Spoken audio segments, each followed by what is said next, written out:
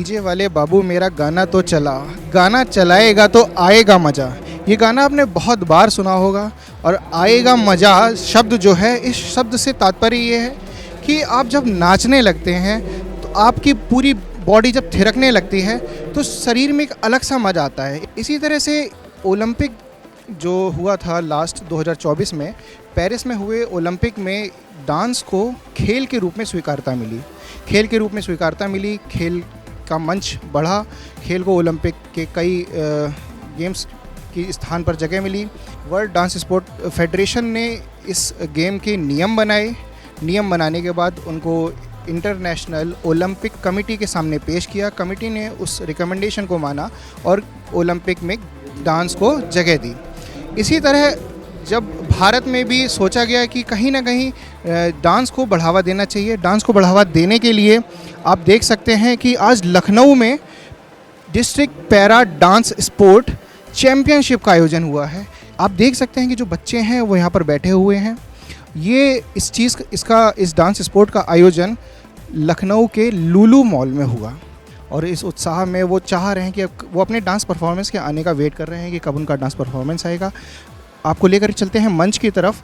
मंच पे आप देख सकते हैं कि तमाम जो चर्चित हस्तियां हैं लखनऊ की, वो इस मंच पर मौजूद हैं। गेम को बढ़ावा देने के लिए, डांस को बढ़ावा देने के लिए वो इस मंच में मौजूद हैं। ऐसे ही हमारे साथ एक बहुत ही युवा चर्चित हैं जो कि लखनऊ में आए दिन कई महोत्सवों में मिलते रहते हैं, दुर्गेश जी। एक बार चलेंगे और उनसे बात करेंगे और जानेंगे कि क्या पूरा मामला है, ये इसका आयोजन क्या है, इसको कैसे जो है बेहतर बनाने की कोशिश करी जा रही है। हमारे साथ दुर्गेश जी मौजूद हैं। दुर्गेश जी से बात करना चाहेंगे एक बार। क्या है भैया ये पूरा माहौल और ये इसका आयोजन किस लिए किया गया? ये डिस्ट्रिक्ट डांस पैरा बच्चों का है, जो मेंटली स्पेशल बच्चे हैं उनके लिए आयोजन किया गया है, उनके लिए कार्यक्रम किया गया है। और ऐसे लोग जो बहुत ही मेंटली स्पेशल बच्चे हैं वह भी अपना जीवन देख सकें, यहाँ पे आके अपनी प्रतिभा दिखा सकें बच्चों से, उसके लिए कार्यक्रम किया गया है। मैं अभी दीदी से ही बात कर रहा था और दीदी भी जो पीछे बैठी हैं एक ऐसे ही संस्थान को चलाते हैं जिसमें अभी बहन ने बताया करीब 90 स्पेशल बच्चे हैं जिनको वहाँ पे रहना, खाना पीना और वो किस तरीके से और अच्छा समाज में आ सकें उसके लिए कार्य किया जाता है। अगर हम वास्तविक तौर पे देखें तो इस देश में भी और विश्व में भी ऐसे बहुत से लोग जो मेंटली स्पेशल, जिनको समाज ने कहा बट उन्होंने अल्टीमेटली बहुत ही स्पेशल काम किया।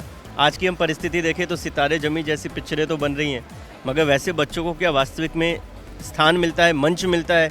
तो उसका ये लखनऊ, ये लुलु मॉल उदाहरण है कि यहाँ पे डिस्ट्रिक्ट जो पैरा एसोसिएशन है उन्होंने ये कार्यक्रम किया और यहाँ पे जो कीर्ति विक्रम जी और इनकी पूरी टीम है, इन सभी लोगों ने इस आयोजन को करवाया कि बहुत अच्छे तरीके से सारे बच्चे यहाँ पे आए। मुझे लगता है ऐसे मॉल में आना भी इनके लाइफ में शायद पहली बार हुआ हो, तो मॉल में आके बहुत अद्भुत से कार्यक्रम को इन लोगों ने पार्टिसिपेट किया।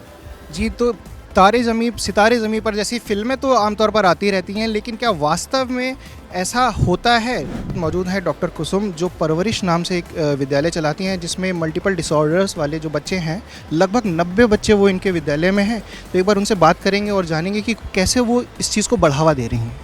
मैम, इसका आयोजन आज यहाँ पर हुआ है और बहुत बेहतरीन आपने ये जो चीज़ है निकाली, कहीं ना कहीं देखते हैं क्योंकि बच्चे सितारे जैसे जमी जैसे मूवी आती रहती हैं लेकिन उन बच्चों पर कोई ध्यान नहीं देता है।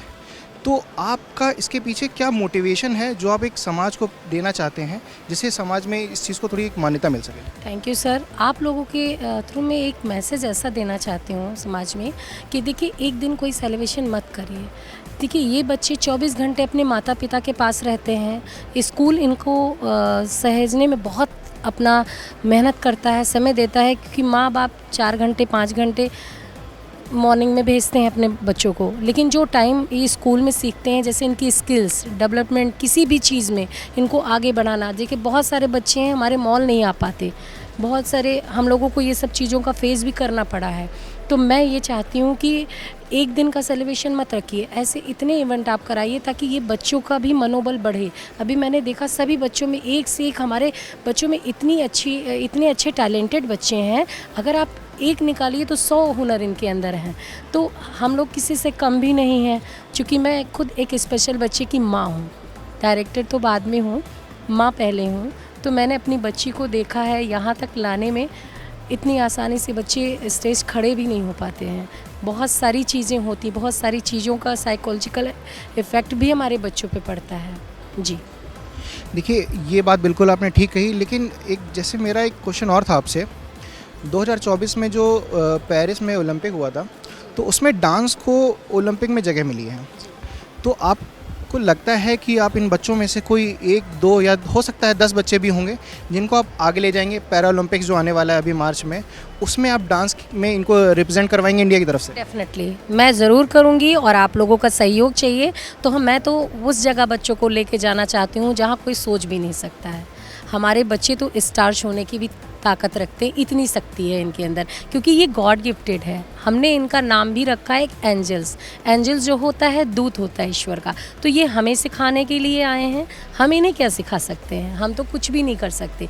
ये हमें संदेश देने आए हैं कि हम में से ये एक है। तो इन लोगों के लिए आप लोगों का भी सपोर्ट हमारे लिए बहुत ज़रूरी है। तो मैं जिन्होंने ऑर्गेनाइज़ किया उनको भी बहुत बहुत धन्यवाद दूंगी। अभी मेरे बगल में भैया है, इन्होंने जैसे बात किया, इनका भी मैंने देखा कि सोशलाइज का बहुत बड़ा वो है, इनका भी बहुत बड़ी रुचि है। अगर आप जैसे यंगर, आप जैसे लोग सपोर्ट में आएंगे तो हम क्या नहीं कर सकते। स्पेशल बच्चों का एक हमेशा से कोटा, बहुत सारे लोग स्पेशल बच्चे समझ नहीं पाते हैं। यहाँ पे बहुत सारी चीज़ें बनी हुई, लेकिन स्पेशल बच्चों को जैसे मिलना चाहिए वो नहीं मिल पाता, तो वो मिले, सब कुछ हो। Thank you sir. तो हमारे साथ डायरेक्टर मौजूद हैं इस एसोसिएशन की जो इसको ऑर्गेनाइज़ करवा रही हैं। मैम का नाम डॉक्टर ऋचा है। मैम, इस ऑर्गेनाइजेशन को रन करने के लिए आपके पास जो प्रेरणा है वो कहाँ से आती है? आपने डांस सीखा है, आप कहीं और डांस सिखाते हैं? मैं डांस सीखी नहीं हूँ, मैंने क्लासिकल अपने स्कूल लेवल पे किया हुआ है।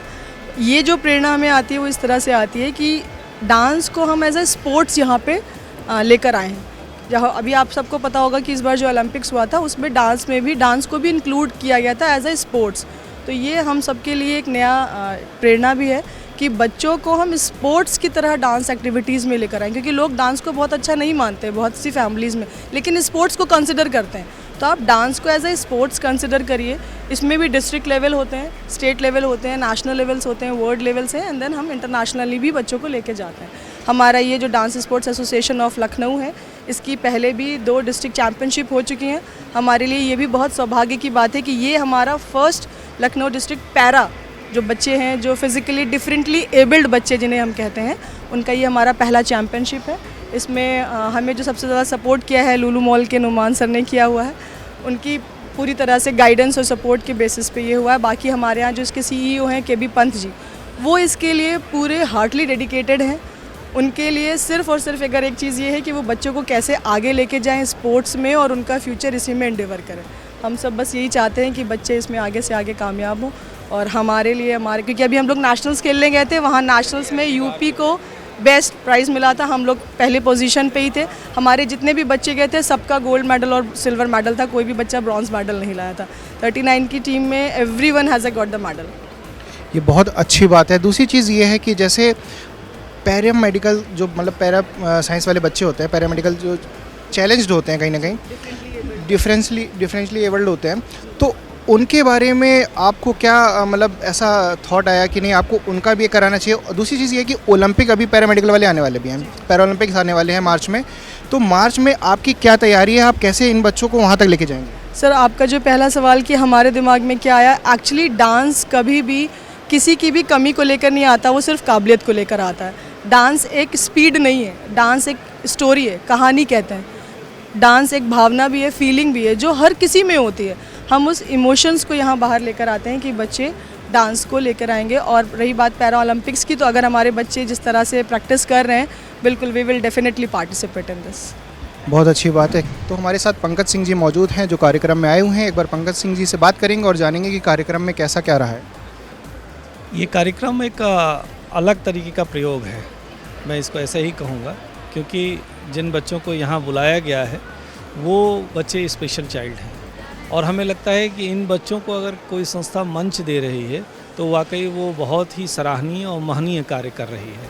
दरअसल ये बच्चे भी सामान्य बच्चों की तरह ही हैं, बस हमको उनको थोड़ा स्पेशली अटेंशन देने की ज़रूरत होती है, एक विशेष उनको ध्यान देने की ज़रूरत होती है। वो सब कुछ कर सकते हैं जो एक सामान्य बच्चा कर सकता है, और इसीलिए मैं इस पूरी संस्था को और इसके आयोजकों को बार बार धन्यवाद देता हूं कि उन्होंने ये एक अभिनव प्रयोग किया और उन बच्चों को इस जगह पर ले आने का प्रयास किया। बहुत सराहनीय कार्यक्रम। जी धन्यवाद। तो ये थे पंकज सिंह जी जिन्होंने बताया कि जो बच्चे हैं वो कहीं ना कहीं चैलेंज्ड होते ज़रूर हैं, लेकर उन पर थोड़ा ध्यान देने की आवश्यकता होती है।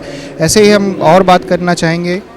आप जैसे एक डांस को खेल के रूप में अब स्वीकारता मिल चुकी है, आपके भी बच्चे होंगे, तो आप उनको अब डांस सिखवाना चाहेंगे या नहीं? जी बिल्कुल। देखिए क्या है कि नृत्य हमारी सनातन परंपरा में एक संपूर्ण व्यायाम कहा गया है। आप व्यायाम करते हैं तो किसी एक बॉडी पार्ट को करते हैं, लेकिन जब आप इसको महसूस करिए कि नृत्य केवल एक जो है किसी एक बॉडी पार्ट के लिए नहीं है, बल्कि पूरे शरीर के लिए है।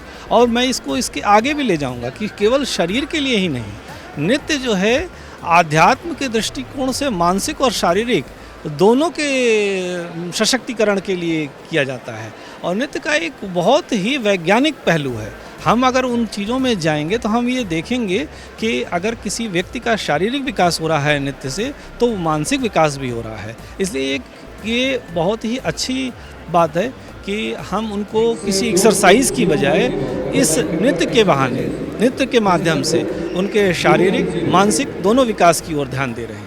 हर बच्चे को ये अधिकार है कि वो डांस को सीख सके, डांस को करे और जितना मन चाहे खुल करके वो नाचना चाहे उतना खुल करके नाचे, क्योंकि जब वो नाचेगा, जब वो हिलेगा, जब वो डुलेगा, तब वो स्वस्थ रहेगा।